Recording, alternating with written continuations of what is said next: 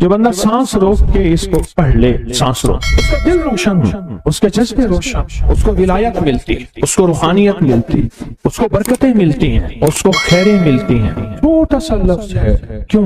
فرشتوں کی تبدیلی کا وقت ہے۔ عصر کے وقت جو بندہ عمل کرے گا اس کو 2 فرشتے ملیں گے، آنے والے بھی جانے والے۔ کسی بھی نماز میں 2 فرشتوں کی آمد نہیں ہوتی، ایک فجر میں اور ایک عصر میں، ایک آنے والے ایک جانے والے۔ آنے والے کہیں گے یا اللہ یا لا یجلیھا لوقتھا الا ہو، پڑھ رہا تھا، اللہ پاک فرمائیں گے اس کا جذبہ کیا تھا؟ یا اللہ اس کا جذبہ تھا دل روشن ہو جائے، زندگی روشن ہو جائے، اندھیروں سے نکل جاؤں، دل کی دنیا آباد ہو جائے، من کی دنیا آباد ہو جائے اور جذبوں کی دنیا آباد ہو جائے، یا اللہ یہ جذبہ تھا۔ اور ایک فجر کا وقت ہوتا ہے جس فجر کے وقت میں یہ 2 چیزیں تبدیلیاں ہوتی ہیں۔ عصر کے وقت ایک اور بھی فیصلہ ہوتا ہے، وہ اولاد اور نسلوں کا فیصلہ ہوتا ہے۔ یہ میری بات یاد رکھیے، اولاد اور نسلوں کا فیصلہ عصر کے وقت ہوتا ہے۔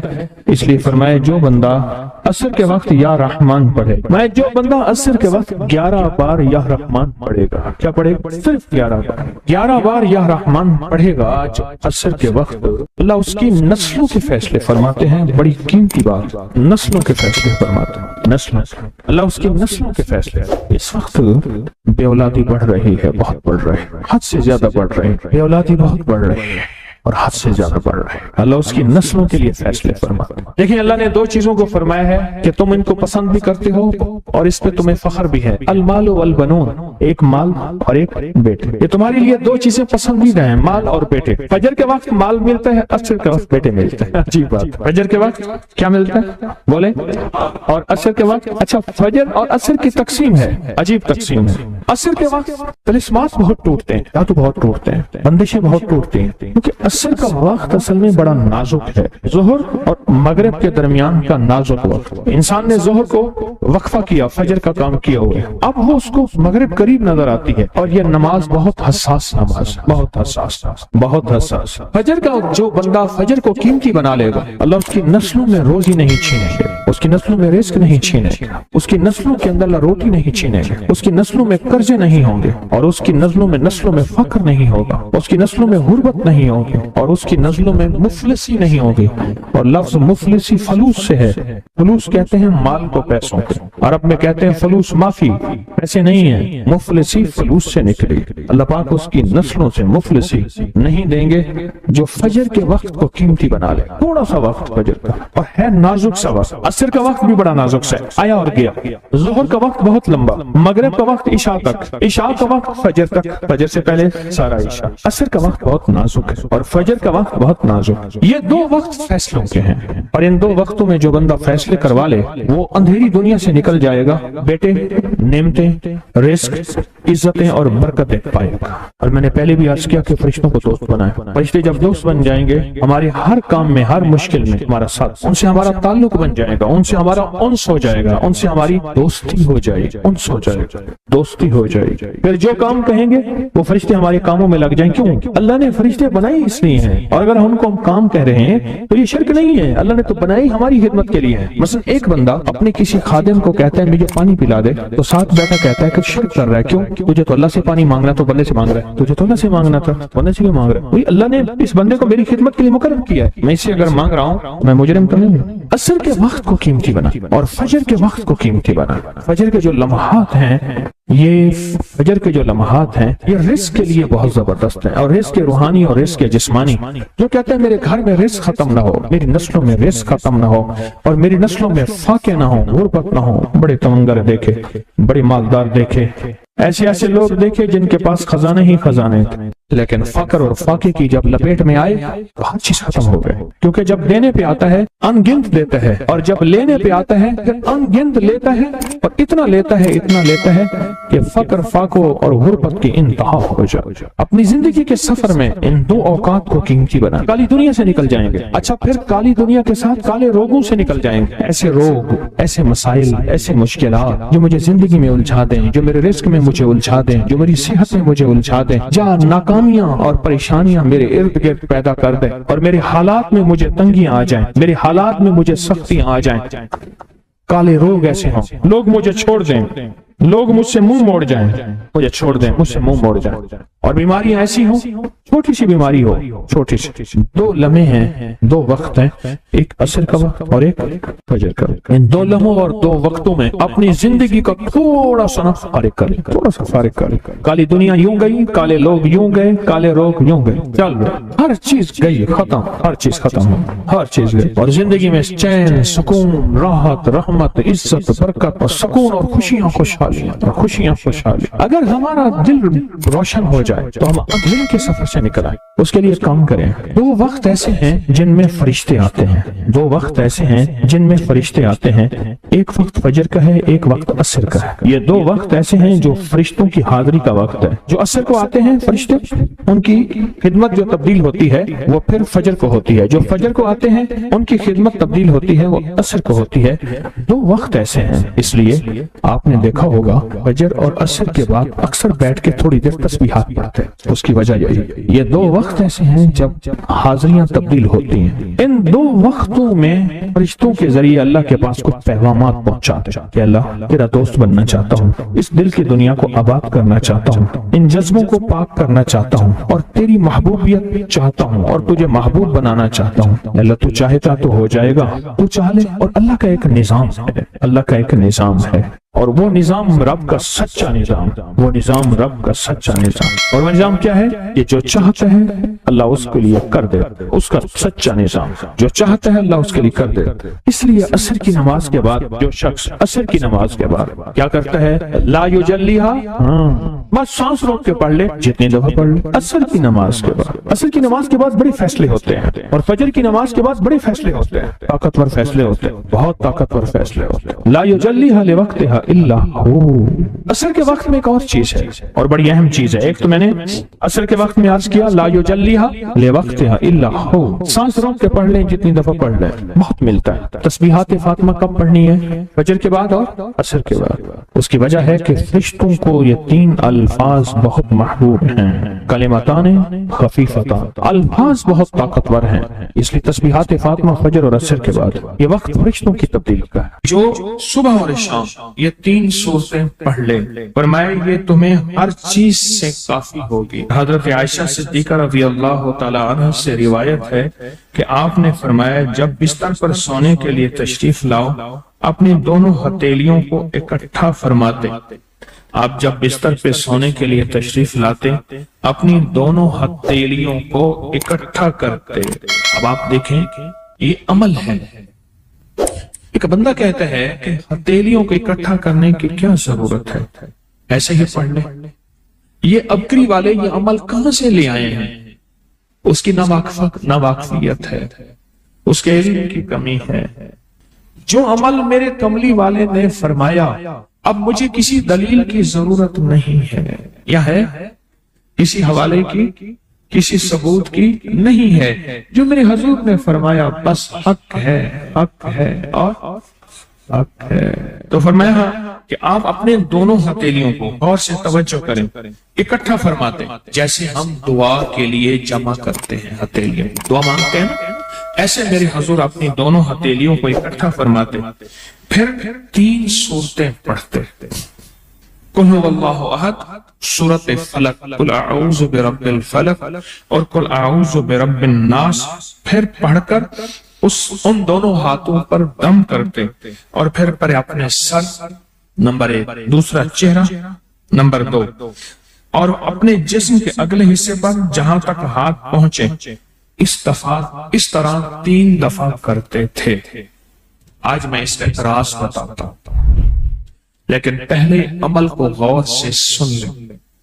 आप दुआ के लिए हाथ जैसे करते हैं सोते हुए वैसे करेंगे, करके एक बार कुल हुवल्लाह पूरी सूरत, एक बार सूरत फलक पूरी सूरत, और एक बार सूरत नास पूरी सूरत। ठीक है, पढ़ ली।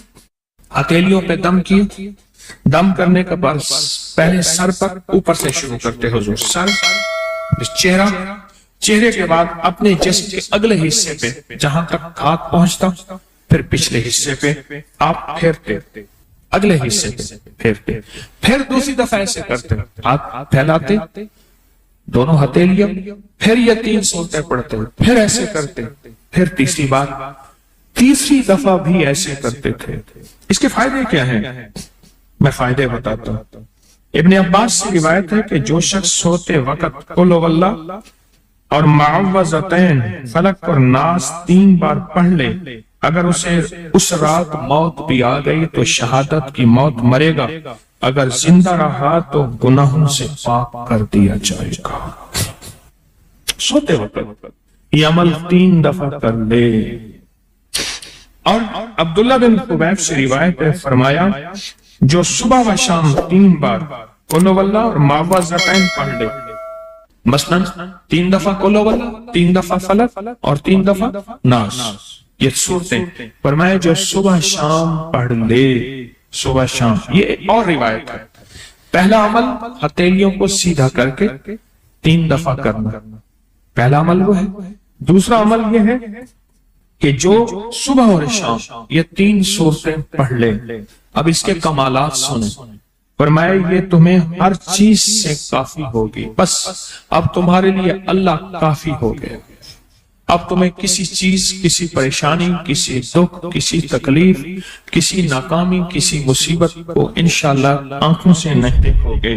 ये जो हम दुआ के लिए हाथ फैलाते हैं, ये दरअसल कशकोल है कि मौला मैं खाली हूं, मैं फकीर हूं, मैं मंगता हूं, मैं प्यासा हूं, मैं आजिज हूं और तू शहंशाह है, मुझ फकीर को अता फरमा। हम दुआ के लिए हाथ फैलाते हैं तो 2 बंदा दोनों हाथों में दुआ के लिए हाथ फैलाता है और फिर ये 3 सूरतें पढ़ के फूंक मारता है। इन तमाम तीनों सूरतों का नूर, इसका सरूर, इसकी बरकत, इसकी रहमत और इसकी अता उसके हाथों पे आती है।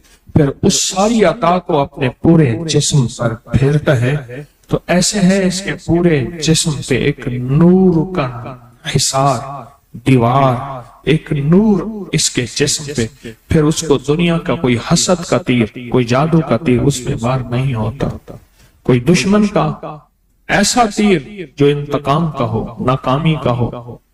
एक चीज है, एक दुआ जरूर पढ़ा करें, अल्लाहुम्मा इन्नी अऊज़ु बिका मिन ज़वालि नेमतिक, बस अल्लाहुम्मा इन्नी अऊज़ु बिका मिन ज़वालि नेमतिक, अल्लाह मुझे नेमतों के ज़वाल से बचा, नेमतों के ज़वाल से।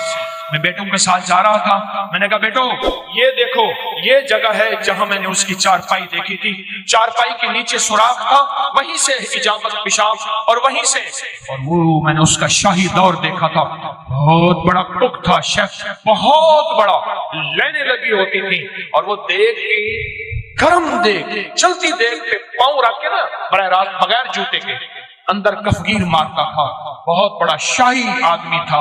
पर ज़वाले नेमत ऐसा हुआ, गली में पड़ा रहता था, कोई रोटी देता था, हाय पानी कहता था, कोई पानी नहीं पूछता था। और एक रात सोया, सुबह देखा तो मरा हुआ था, यूं लपेट के चंद बंदों ने जनाजा और मिट्टी के सपुर्द कर दिया। मैंने एक शख्स के बारे में सुना, नहीं खुद देखा, मेलसी बिहाड़ी मुल्तान के साथ मैं कब्रिस्तान में गया, पता चला कि वो बंदा कब्रिस्तान में है, ढूंढते ढूंढते वहां भंग घोट रहे थे, वो साथ बैठा हुआ था, मिलों का मालिक था। और मुझे देखा तारुफ हुआ तो रो पड़ा, कहने लगा मिलों का मालिक हूं, आज ज़वाले नेमत ये है, कब्रिस्तान में छुप के बैठा हूं। बेबहा दौलत थी, दुनिया थी, मैंने कितने लोगों को, आपने कितने लोगों को, मैं शारे फैसल का एक वाकया सुनाऊं जो मुझे 89 में मिला था, 89 नवासी में। यहाँ बलोच कॉलोनी है ना, इस तरफ उमरा के घर, इस तरफ गोरबा के घर, अपना मालूम नक्शा कैसा है मुझे पता नहीं। मैं 89 की बात कर रहा हूँ। एक मालदार शख्स था जिसके बैरी जहाज थे और मालो दौलत बहुत ज्यादा थी, बहुत ज्यादा मालो दौलत थी, बैरी जहाज थे। एक वक्त ऐसा आया, लंबा वाकया है, घर बिकने का जब वक्त आया तो घर का जो कुक था उसने घर ले लिया, बहुत बड़ा बंगला था, वो ले लिया और वो सारा लुट गया। सवाल के वाकयात कई लोगों के आपने देखे हैं, पढ़े मेरे साथ, अल्लाहुम्मा इन्नी अऊज़ु बिका मिन ज़वालि नेमत। और इसके पढ़ने के 5 औकात बताता हूँ, एक अज़ान के बाद, गौर से सुनिएगा, حدیث میں آتا ہے اذان کے بعد دعائیں قبول ہوتی ہیں. ہاتھ اٹھانا ضروری نہیں, قبلہ رخ ہونا ضروری نہیں, وضو کرنا ضروری نہیں.